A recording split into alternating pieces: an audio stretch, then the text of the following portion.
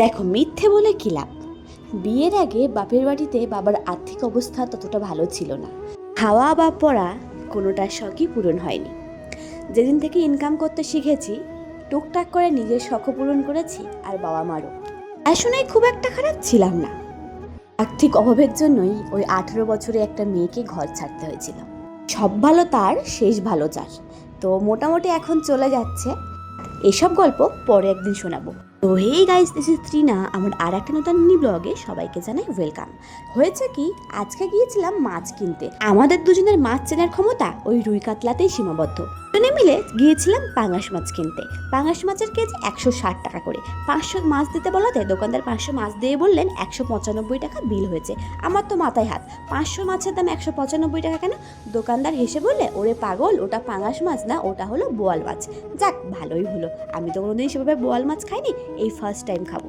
তোমরা কে কে বোয়াল মাছ খেয়েছো আমাকে কিন্তু অবশ্যই কমেন্ট করে জানাবে। আজকে আমি গাঁটি কচু দিয়ে বোয়াল মাছটা রান্না করব। 500 মাছ যেহেতু দুজনে খেয়ে শেষ করতে পারবো না, 500 মাছ নিয়েছিলাম, দুজনে তো একবারে খেয়ে শেষ করতে পারবো না। আজকে আমি গাঁটি কচু দিয়ে করলাম, পরের দিন কোন সবজি দিয়ে রান্না করলে বেশি টেস্টি লাগবে একবার জানিয়ে দিও তো। আজকের ভিডিওটা এই পর্যন্তই, দেখা হচ্ছে নতুন আর একটা ভিডিওতে।